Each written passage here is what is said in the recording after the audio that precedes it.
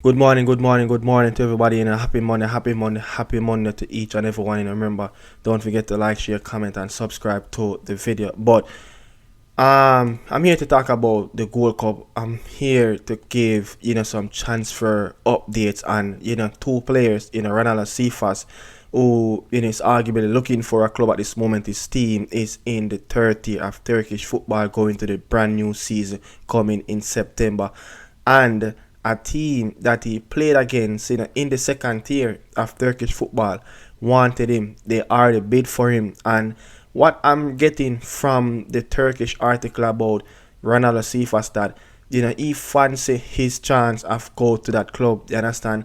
And DEMARAI seems like he's back to Birmingham, and delusional Steve McCLAREN with the national team. What's up with Steve McCLAREN? I mean, that's where I'm heading. Remember, people, and here we're in. Don't forget to like, share, comment, and subscribe to the channel. Really appreciate it. But I will jump into it right after this.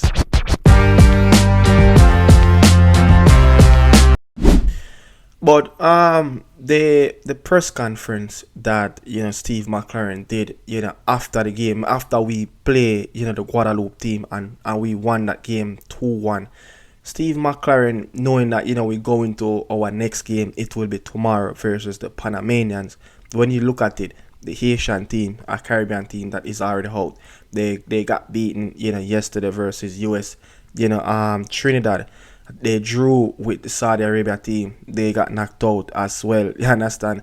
The Surinamese, the Dominican Republic, those two teams already phased out of the tournament. And you're looking at Curacao. Maybe Guadeloupe is still not out as yet, but there's still like a slim chance for them as well. The reggae boy, you say 1 foot in, 1 foot out. Guatemala as well, fancy their chance over us. The Panamanians fancy their chance over us. Curacao, in that zone, I think it's El Salvador, Honduras, and Canada. You understand? It's just a sticky tournament so far, for the Caribbean teams. And look, reggae boys, Steve McCLAREN have said this. I don't know how much of you guys really take real keynote of what Steve McCLAREN have said in the press conference, where he said if the reggae boy team can play as the same way we played in that first half versus Guadeloupe, we will fancy our chance to play the Panamanian and we will get the victory. But listen to what the manager have said in the post press conference game after the Guadeloupe game. And now we've got a big game against Panama, which we have to prepare for. And yeah, if we can play like the first half, we've got a chance. If we play like the second half, we go home. I don't know, man, where this national team is going with Steve McCLAREN. To be honest, the man, I've said, this. The first half of the Guadeloupe game, it was a very good first half. Yes, they create moments. Yes, they create chances where we could have at least had 2 goals in that first half alone. But again, I don't think Steve McCLAREN is really looking at how the team is playing disjointed. The team is playing disjointed after where we just cannot connect 5 to 10 passes in our attacking third, where we can create moments, even that chance that Warner Brown create, and Leon Bailey run on and snatch and grab his opportunity and score that goal. It was a misplaced pass. It wasn't for Leon Bailey. I don't remember who it was, but there's a player that actually run ahead of the ball and the ball passed behind of him, and then Leon Bailey run around coming from the right wing and snatch that ball into the back of the net. But when you look at it, there's nothing much. The only real one you say, look, probably DEMARAI, created a wonderful opportunity, for Jonathan Russell. I've been saying it, like, the ball needs to get on the back post at all costs. Yes, the ball needs to get on the back post at all costs for Jonathan Russell. Been saying it about, the ball need to get lobbed, on the back post for Jonathan Russell. Look, he's such a tall figure, he's powerful. And he's strong. He will win majority, probably more than 3/4 of the aerial duels on the back post, because the opponent team that he's coming up against, he's much taller than them, and that's his advantage. The height is his advantage, and he's a powerful figure, in the air as well. So I mean, the football, man, the football was half full. In the first half, I was arguing with myself. I was like looking at Steve McLaren, listening to this guy press conference about, he knew what the team will bring to the table. Yeah, he knew what the team was bringing to the table, and all I said about Steve McClaren have said that the game was like a basketball game in the second half, end to end. So you're telling me that an experienced manager didn't do anything to change that and take back control of the game and second the game on our pace, and how we want to manage that second half and make sure that we get the full 3 points in a more comfortable. Yes, Ronaldo CEPHAS missed a goal, in the last 9 more minutes of that game before it ended, where he could have easily, passed that football, to Mikel Antonio. But at the end of the day, okay, he missed it. He needs to get beaten for that. But the issue is bigger than what Ronaldo CEPHAS came on in that game and did. The issue is much bigger than that.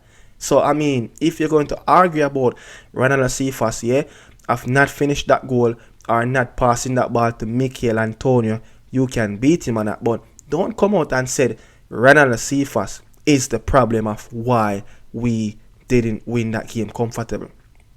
The man then gets so many opportunities. Give thanks, to Andre Blake. But not talking about Ronaldo CEPHAS. Ronaldo CEPHAS, there's a club in the second tier of Turkish football actually bid for him, and it's a couple $1 million, close to 2 million upfront with ads on and everything, and it will bring it to 2.5. But again, not something that finish all. It's not a deal that it's complete. They're still weighing their option. You understand? Because there will be a plethora of transfer bids that will come in for Ronaldo CEPHAS, and you have to say, look, this player, as what I'm reading from the Turkish article as well, that Ronaldo CEPHAS and his entourage, his crew, his agent, have the rights, to exercise a termination of his contract. Well, remember, a month ago, just before they go into the World Cup qualifier, they paid Ronaldo CEPHAS 36,000 euros in backed up wages. Before that, he was about to terminate his contract and to be a free agent. So now we're looking at it like the second tier team in Turkish football is looking for him. They wanted him, and again, they said that Ronaldo CEPHAS fancy the opportunity to go to that football club. And I'm saying, I don't think the best opportunity for Ronaldo CEPHAS at this moment to stay in Turkey, especially if it's not going to be a team in the Turkish Super League. Don't want to be a team, in the team where they're still in the second tier. You coming from the second tier, your team got relegated, and the team that actually wanted him in the second tier, they actually finished mid-table in that division last season as well. So that club have no real ambition of going up, to the Turkish Super League. So I mean, let's see what's happened to CEPHAS. But again, CEPHAS have the right, what according to the report in Turkey, CEPHAS have the right to exercise his contract, where he can terminate his contract and be a free agent, where he can go to any club in the world free. Of course, just all about discuss salary, personal terms, and agent fee, and whatever bonus and clause need to get in. But DEMARAI, seems like he's on his way back to England. Reports, coming out from Saudi Arabia over the weekend that DEMARAI, it's a done deal. Yes, it's a done deal between, ETTIFAQ and Birmingham City, where, DEMARAI, they will sell DEMARAI for a decent, salary, for a decent transfer fee, and they will have, a sell-on clause, which is 25%. So if DEMARAI to go to any other club in the future, they will get 25% of that deal as well. So what we hear in personal terms, have agreed with DEMARAI and Birmingham City. ETTIFAQ have agreed, the transfer fee from Birmingham City. It's a deal that they can't turn down for DEMARAI at this time. It's a very good transfer fee for him. So both parties agree deals. So it's all about what will happen after the Gold Cup. Let's see if DEMARAI can get that deal over the line after international break finish. And the championship will start early August, and it's a good deal, for DEMARAI to go back to England. Look, his first season, he spent his first season in Saudi Arabia, and from his first season, every other transfer window, there are rumors, for DEMARAI to head out of the Saudi Arabia. I remember, even Ole Gunnar Solskjaer was even looking at his option as well when at the time when he need wingers, for Besiktas.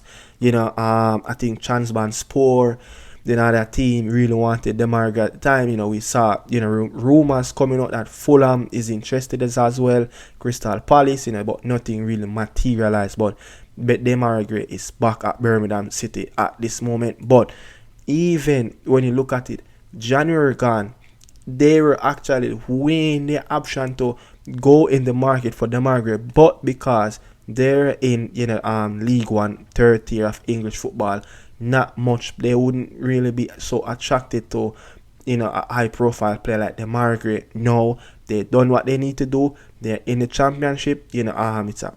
Birmingham is such a solid club. It's just unfortunate that they got knocked out of the championship a couple seasons back. No, they're back in the big time. And if you look at it, Birmingham, they had like 111 points, they gather in League One football, and they only lost 3 games. They draw 9, and they spent the highest amount of money ever that I've ever spent in a League One season, $30+ million. So it's a club that owned by the Shelby's company. The one of the famous prominent NFL player, Tom Brady, is a part of that board as well, a part of that stake owners. So a lot of money being pumping, and look, their ambition is to get back up to the Premier League. So let's see what they're going to do, because they're coming out of League One football as the richest club in League One, the best club in League One, the best defensive record, the best attacking record. You understand? So they're looking now to reunite with a lot of players that played for Birmingham City in the past. In the last couple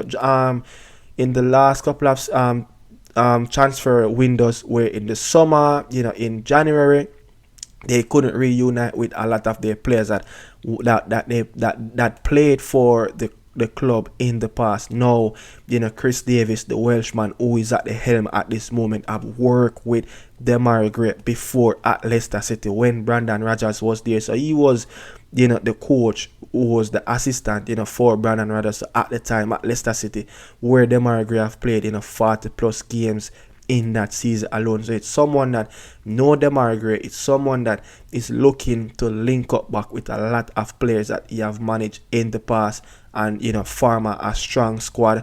I think the Birmingham squad is like average age is like 26, so it's a very young squad. DEMARAI, look, the championship probably can get him back, and that that farm that we know DEMARAI can have, the Saudi Arabia, sometimes you slack over there and stuff like that. But I've been saying it, like, in the last half of the Saudi Arabia season, especially the last 4 months of that season before that season come to an end, he was actually playing a little bit better. He was playing a little bit more vibrant.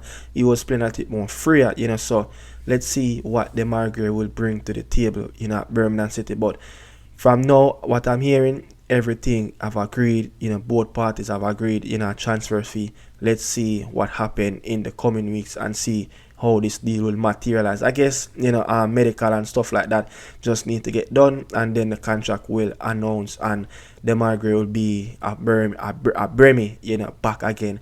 So he's going back to the club where it all started. Hopefully, this is a very good deal for him, and it can work out in a possible way where he start to play back his best football for the Birmingham team. So that's it, people. Thanks for passing through. Remember, on your way out, don't forget to like, share, comment, and subscribe. Salute.